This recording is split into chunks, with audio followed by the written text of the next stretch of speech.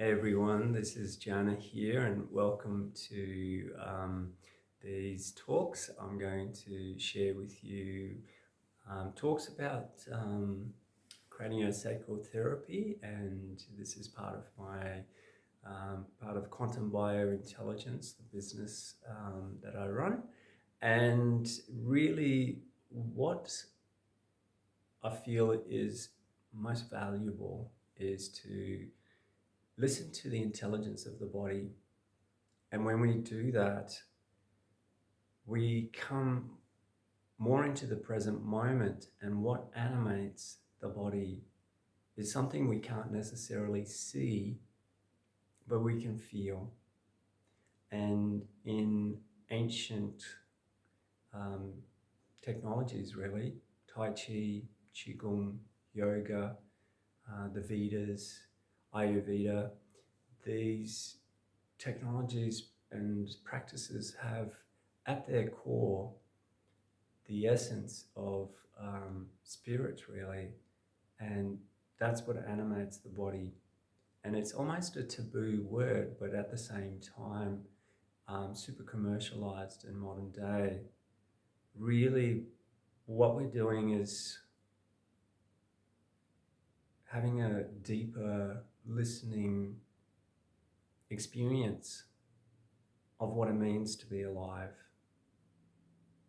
And through that process, we become more embodied.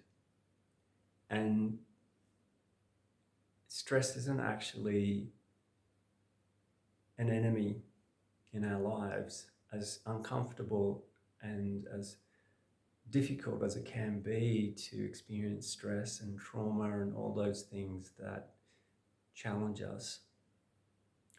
They actually help us to pivot back to the body and remind us that through that discomfort, through the pain, to listen and to accommodate or you know, renegotiate how we live our lives.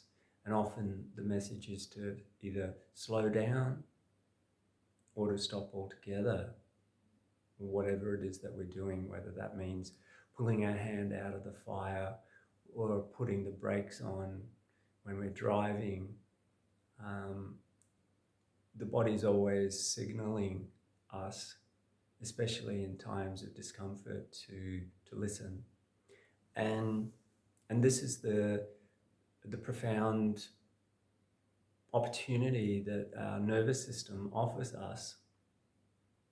We can generally get a sense of whether we're in the sympathetic, the fight or flight nervous system, or the parasympathetic nervous system, the rest and digest. And so the two, just by deepening in to the body and to listen, gives us an opportunity to experience firsthand where we're at.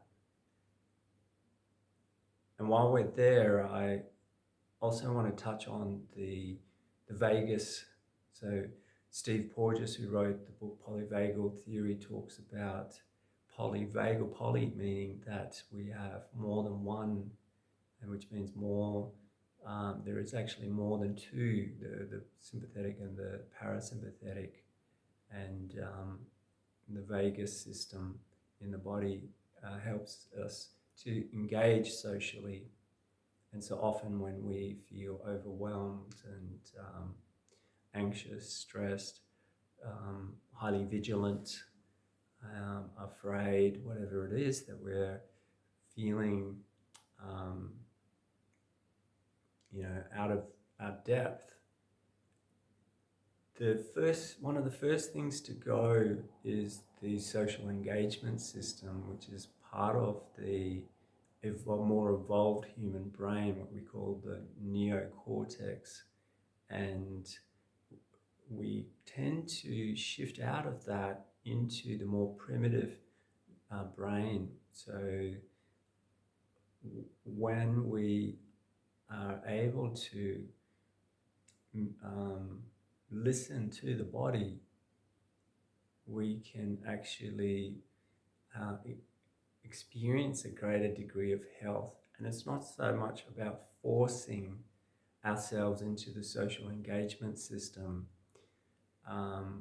to try and feel more comfortable when we don't. It's actually really valuable to support and work with the nervous system and acknowledge that these are parts of our own intelligent bodies wiring. They're designed to support us to ensure our survival. And rather than beating ourselves up and trying to do what we think we should be doing, instead, if we actually listen to the body and we work with the body, we allow ourselves to be nourished and rested when we need to rest, and take care of the things we need to take care of, but within a framework of what is the healthiest approach given the design of our lives. And so the key that I've discovered in my work is to really work with the intelligence of the body too. And that means to listen again and again, to make the time to explore beneath the patterns that surface, those patterns of when I'm getting triggered, when I'm feeling health issues surface, what are the underlying patterns that are playing out? What are the thought forms? What are the habitual ways that I respond when I feel overwhelmed? And can I really listen a little bit more deeply to my body, and am I reacting to what I'm noticing? And beneath that reaction, am I able to just be with the things that are occurring, the things that I'm witnessing? And as I do that, there's a access to the intelligence of life. There's an ability to become more cohesive and coherent across my nervous system, and the thoughts that have an echo effect that ripple out across the body, because each and every single thought has a physiological effect. So the psychological effect and the physiological effect are actually influencing each other.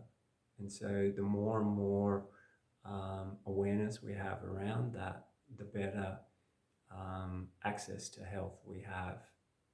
So yeah, so that's a little bit of an exploration around craniosacral therapy and quantum biointelligence.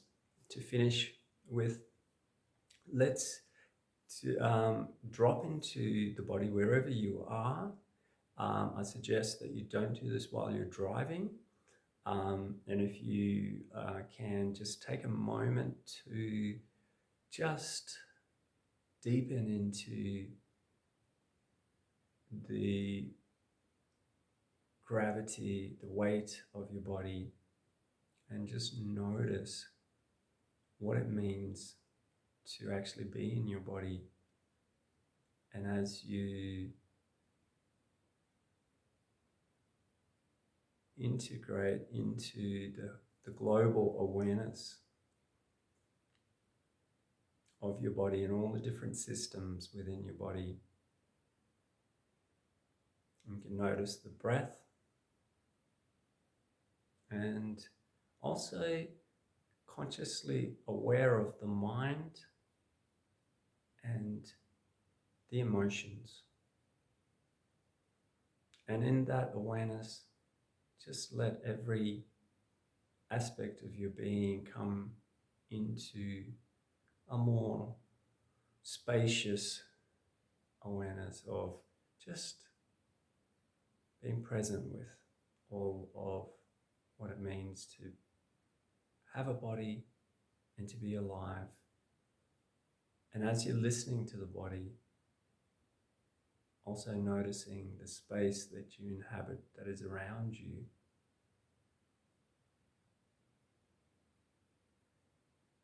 And of course, you can explore this and deepen further into that. And I would suggest that continues as a practice where you're listening to the body, and from that space deepen into various different aspects and different systems of the body, and continually support the process of just listening without a bias towards comfortable or uncomfortable sensations, but simply noticing the sensations.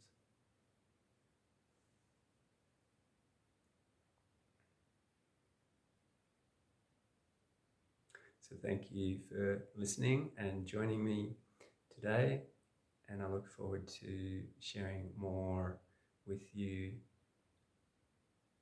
in the quantum biointelligence field and in craniosacral therapy. Lots of love to you all.